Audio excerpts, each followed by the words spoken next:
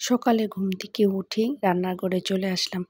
আজকে মেয়ের স্কুল, আপনাদের ভাইয়ার অফিস সবকিছু মিলিয়েই সকালে রান্নাটা সেরে ফেলছি। আসসালামু আলাইকুম, হ্যালো এভরিওয়ান, কেমন আছেন সবাই? আশা করি ভালো আছেন। আমি লাবণী, আমার আজকের আরেকটি নতুন ভিডিওতে সবাইকে স্বাগতম জানাচ্ছি। রান্না শেষ করতে হবে, ঘরের সব কাজ শেষ করে তারপর আজকে স্কুলে যাব। মানে এই সকালের ভিতরে সব কাজ শেষ করে যেন যেতে পারি, এইভাবে কাজটা করতে হবে আজকে। এই যে এখানে মাছ রান্নাটা বসিয়ে দিচ্ছি মশলা দিয়ে। মশলাটা এইভাবে সব কিছু দিয়ে গুলে রান্না করলে কিন্তু একদম বাটা মশলার ফ্লেভার পাবেন। মনে হবে শহরে বসে আপনি গ্রামের রান্নায়, মাটির চুলার রান্নার একটা ফ্লেভার পাবেন। এই তো পাশের চুলায় ভাত বসিয়ে দিয়েছি, আর এখানে মাছ রান্নাটাও বসিয়ে দিলাম। এটা রান্না করব আজকে লাউ দিয়ে, কালবাউস মাছ দিয়ে রান্না করব। আর এই যে ভাতের বলকটাও চলে আসছে। এখানে মশলাটা একটু কষানো হয়ে গেলে তারপর মাছটা দিয়ে দিব। মাছটা ভালো করে মশলার সাথে কষিয়ে নেব। এই যে এখানে মশলার সাথে মাছটা ভালো করে কষিয়ে তারপর তুলে নেব। তুলে তারপর লাউটা দিয়ে দিব। এই যে মাছটা কষানো হয়ে গেছে, এখন লাউটা দিয়ে দিচ্ছি। এটা রান্না হলে তারপরে মেয়ের জন্য একটু টিফিন তৈরি করব। মেয়ে এই লাউ দিয়ে ভাত তো টিফিনে কখনোই নেবে না, খুব কষ্টকর। অনেক বাচ্চারাই কিন্তু স্কুলে নেয়, কিন্তু আমার মেয়েকে কোনোভাবেই দেওয়া যাবে না। ও নিবেও না, বললেও নেবে না, কান্নাকাটি শুরু করবে। এর চেয়ে বড় তার জন্য কিছু আলাদা করে রান্না করতেই হবে। আর এখানে এই যে পাশের চুলায় লাউয়ের খোসা দিয়ে আলু দিয়ে ভাজি করব। এটা কিন্তু অনেক মজাদার, অনেক লোভনীয়। আমার তো ভীষণ ভালো লাগে। এটা রুটি দিয়ে, ভাত দিয়ে, আপনি যেটা দিয়েই খাবেন না কেন ভীষণ ভালো লাগে। এইভাবে আপনারা একবার রান্না করে খেয়ে দেখবেন, ভীষণ মজা পাবেন আর বারবারই খেতে ইচ্ছে করবে। আর এইদিকে আমার মাছ রান্নাটা মোটামুটি প্রায়ই হয়ে আসছে। একটু পর নামিয়ে নেব। আর এইদিকে ভাজিটাও হয়ে গিয়েছে। আর এই যে এখন দেখি মেয়ের জন্য কিছু একটা টিফিন করে দেব। মেয়ের জন্য হালকা পাতলাই টিফিন নেবে।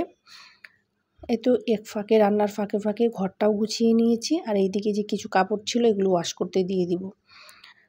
বাই দ্য ওয়ে, আপু এন্ড ভাইয়েরা যারা আমার ভিডিওটা দেখছেন কিংবা পরবর্তী দেখবেন, দেখার শুরুতে একটা লাইক করবেন, কমেন্টস করবেন, সাবস্ক্রাইব করবেন, পাশে থাকা বেল আইকনটি বাজিয়ে দিবেন যেন আমার ভিডিওর নোটিফিকেশনটা সবার আগে পেয়ে যান। যারা ফেসবুক থেকে দেখবেন তারা ফলো করবেন, শেয়ার করবেন ফ্যামিলি অ্যান্ড ফ্রেন্ডসদের মাঝে। এই তো ওয়াশিং মেশিনটা চালু করে দিয়ে দিলাম। এখন অন্যান্য কাজগুলি করব, বক্সগুলি ভরে নেব। আর এইদিকে দেখেন বৃষ্টি শুরু হয়ে গেছে বাহিরে। আপনাদের ভাইয়া বলছিল কাপড় ধোয়াটা কিন্তু তোমার ভুল হলো, কারণ বৃষ্টি নেমে গেছে। আমি বললাম দেখি কেমন হয়, না হলে ঘরেই শুকাতে দিয়ে দিব। এর জন্য বেশি করে কাপড় ধুইনি, কারণ অনেক কাপড় জমা হয়ে গেছে এই কয়েকদিন বৃষ্টি থাকাতে। মাশাআল্লাহ একটু পরেই কিন্তু বৃষ্টিটা থেমে গিয়েছে। কাপড়গুলি সব বেলকনিতে দিয়ে মেয়েকে নিয়ে স্কুলে যাচ্ছি। আর এই তো বাসা থেকে বের হয়ে একটু লাইব্রেরির দোকানে আসলাম। এখান থেকে মেয়ের একটা ছবি কম্পিউটারে বের করে নিলাম, মোবাইলে ছিল সেটা বের করে নিলাম। স্কুলে মেয়ের কাজের জন্য মেয়ের ছবি লাগবে। আর একটু মেডিসিনের দোকান থেকেও একটু মেডিসিন নিলাম, আমার ঠান্ডা লেগেছে, একটু ঠান্ডার ওষুধটাও নিয়ে নিলাম। পাশাপাশি দোকান ছিল, ওখান থেকে এক দোকান থেকে ছবি বের করলাম, আরেক দোকান থেকে মেডিসিন নিলাম। নেওয়া শেষ। এখন এই যে একটা রিক্সা নেব, রিক্সা নিয়ে তারপরে যাব। এই যে এখানে রিক্সা পাচ্ছি না। এই যে একটা রিক্সা, পায়ে রিক্সায় খুঁজছিলাম।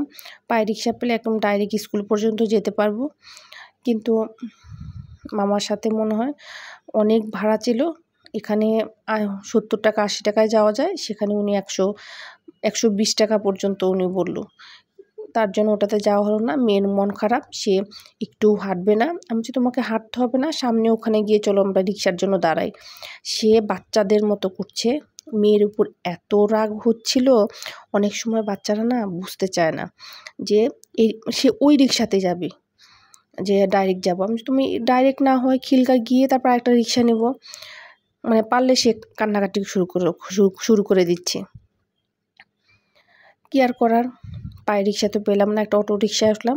আমার মেয়ে মন খারাপ, ওখানে গিয়ে যদি রিক্সা না পাই, আমি যাই দেখি মানে খুব রাগ হচ্ছিল। রাস্তায় বের হলে বাচ্চাদের বকাও যায় না, কিছু মানে কিছু বোঝানো যাচ্ছিল না।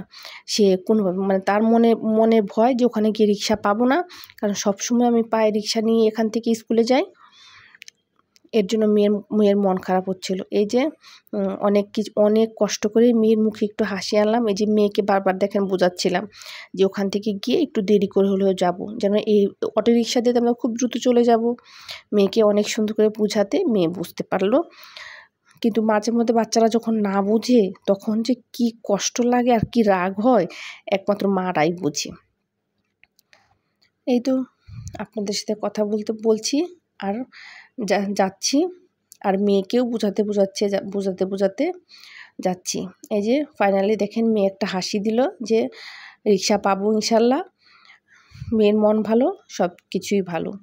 আর এই তো মেয়েকে স্কুলে দিয়ে একটু আইডিয়ালের সামনে আসছি, আমরা সব বান্ধবীরা মিলে কিছু কেনাকাটা করতে। ঘুরে দেখি কিছু পছন্দ হলে কেনাকাটা করব। সবাই মিলে অনেক দিন পর আইডিয়ালের সামনে আসলাম। এই পুরো আন্দোলনের পর আজকেই প্রথম আমরা আইডিয়ালের মার্কেটের সামনে আসলাম। বেশ নতুন কালেকশন আসছে, ঘুরে দেখি যা কিছু পছন্দ হলে নেব, যার যেটা পছন্দ হবে সেটাই নিয়ে নেব। আর এইদিকে মার্কেট ঘুরতে কিন্তু মেয়ের স্কুলের ছুটির সময় হয়ে গেছে। সব ভাবিদের মোটামুটি কেনাকাটা শেষ। আমারও যেটা পছন্দ হয়েছে সেটা নিয়ে নিয়েছি। ইনশাল্লাহ এখন সবাই মিলে স্কুলের দিকে যাব, কারণ মেয়েদের স্কুলের একদম সময় হয়ে গেছে। চলুন তাহলে যাই মেয়ের স্কুলে।